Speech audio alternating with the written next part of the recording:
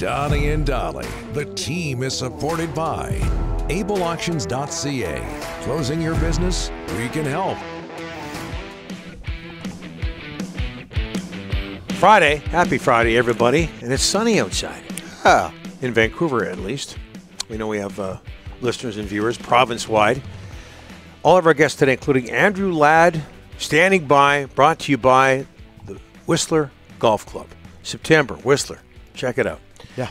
Andrew Ladd has retired after 16 NHL seasons, 1,001 NHL games, a couple of Stanley Cup titles. I know that hurts for a lot of Canuck fans. One with Chicago, one with Carolina. The pride of Ridge Meadows minor hockey. Grew up in Maple Ridge, and he joins us now. Andrew Ladd, thanks for doing this, sir. How are you? Yeah, thanks for having me. I'm doing great, guys. How are you doing? Good. Very, very well. Very well. Again, thanks for doing this. Hey, how tough was it to announce the end of your career?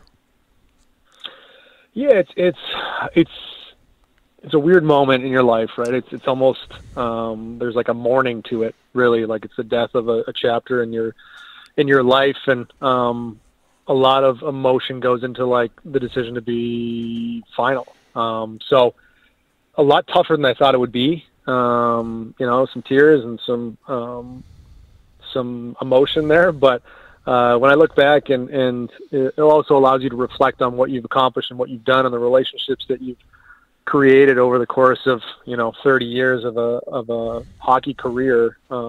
Starting from minor hockey in Maple Ridge. So like being able to reflect on that is pretty special as well. Well, let's start there, Andrew. Growing up in Maple Ridge, so many great athletes came from there. Greg Moore, the late great Greg Moore, Larry Walker, and Cam Neely, Brendan Morrison, and Pitt Meadows. What is it about Maple Ridge?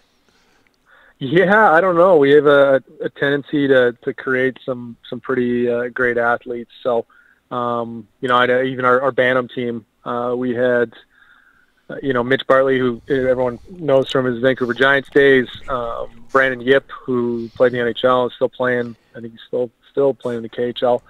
And myself, Steve Covington, who played for the Calgary Hitmen for many years and had a few good pro games, Garrett Hunt, like the names go on and on. So to be able to grow up with like a crew like that, have them push me to where I got, and obviously, there's a certain level, I think, character that I grew up around and people in Maple Ridge that had a great impact on me. Andrew, you didn't go in the Bantam draft. Then you were cut by the Giants after one game. And then all of a sudden at 17, you end up with the Calgary Hitmen, and it just takes off. Talk about those 2 or 3, 4 years there, Andrew. Yeah, so it was, I think, in those moments when you're young and there's hardship, it's really tough to see how that could be an opportunity for you. And it's easy for me to look back and say, wow, that was, the best thing that ever happened to me. I got cut when I was 16, went black, played junior B for the Poco Buckaroos, had lots of opportunity, gained confidence in my game and what I could do. You go back the next year thinking it's your time to make it and play for a WHL team, get cut again, go back and play Tier 2 and with the Coquitlam Express, and use the experience of the year before that. Hey, I had the opportunity to play more and be a bigger part of a team, and went back and enjoyed my year of Tier 2 Junior A, and same thing. Developed confidence and played lots and was put in different situations and all those different things. So I just kind of kept building year and year, and then by the time I got traded, my rights got traded to Calgary, and was able to go in there as an 18-year-old kid with something to prove. I was sure of the player I was and confident in my ability and what I could do really well. And those extra few years of maturity allowed me really to just go in, hit the ground running, and have lots of success. So it's something I try to impose on a lot of young kids, right? Everybody's got a different journey.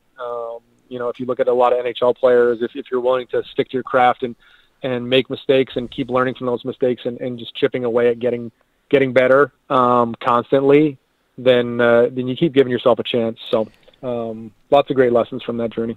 Andrew, every kid dreams of winning the Stanley Cup. You did it twice. What was the feeling like? Oh, there's nothing else like it. When you're able to do it, it's almost like doesn't feel real, right? It's like,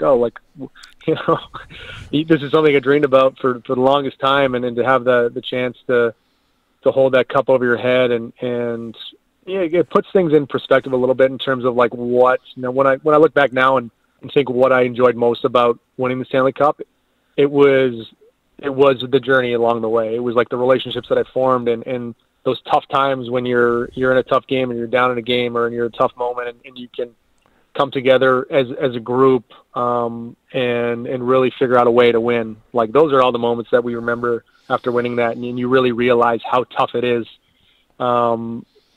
When you're able to do it, and then the next year you come back and you miss the playoffs or just things don't go your way. So it was amazing. And then to be able to share that with family and friends, all the people that got you to that point, played a role in your development as not only a hockey player, but as a person, to be able to have those moments with them after and bring it back to Maple Ridge and share it with, the people that had an impact on me growing up. It makes just the whole experience special. Okay, Andrew, be honest now. How much did those Hawk teams that you were so successful with, how much did they hate the Vancouver Canucks back then? I know you're from this area, but I want to hear the answer. Yeah, that was our biggest rivalry. Hated them, which is very interesting, right? Because there's a bunch of Vancouver boys on that team, and but yeah, it was just the right mix of personalities, I think, on both sides. And there was nothing that we liked more than going into Vancouver and silencing the crowd and coming out with a win. What made them unlikable back then? And Brent Seabrook was one of the other Vancouver area guys that was on that team. What made that team unlikable? Because you're not the first guy to say that. Yeah, I think they had personalities, like outgoing personalities that whether that was in the media or on the ice, and someone. They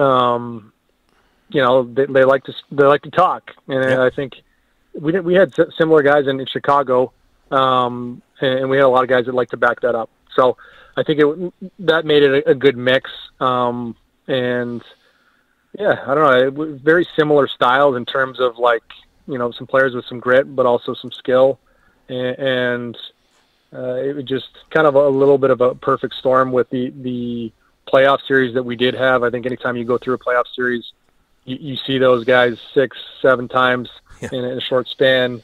You start to, there's little rivalries that start to pick up even between individual players and in different aspects, and two great teams that wanted to win. So all of those different things, I think, added up to just having a really memorable rivalry. It's something that you talk to people from Chicago or Vancouver, they remember those series. Yeah, well, a lot of emotion there, and I'll tell you what, Andrew, people around these parts sure miss that. Oh, yeah. There was some hatred there, but it was in its own way a whole lot of fun. Hey, what's in your future, Andrew?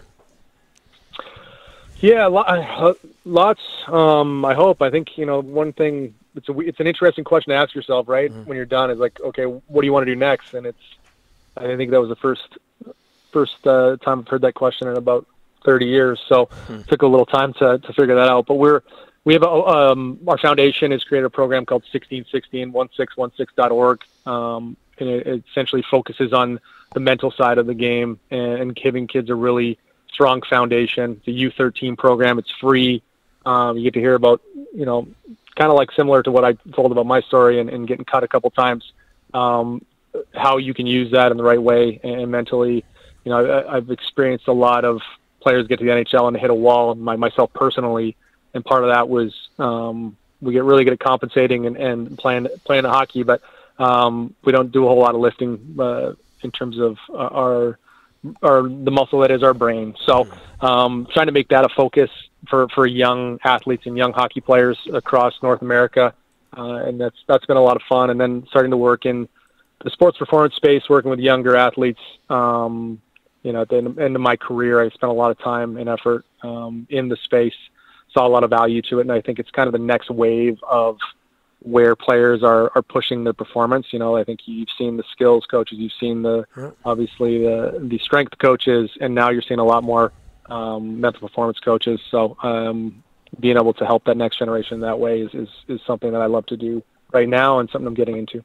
Yeah, ups and downs with every career, no matter how successful it is. So 1616.org, Andrew? Yeah, 1616.org. Okay. Like I said, it's free. Any team can sign up. And, we rolled it out last year to about 88 teams across North America, and we're looking to make a big jump and just kind of make it a mainstay in the process of how we develop hockey players in this country and across North America. This has been great. Andrew, thanks so much, and all the best in hockey retirement. I know you've got other things going on, but all the best in hockey retirement. Thanks, guys. I appreciate it. Always a pleasure talking to you. You bet.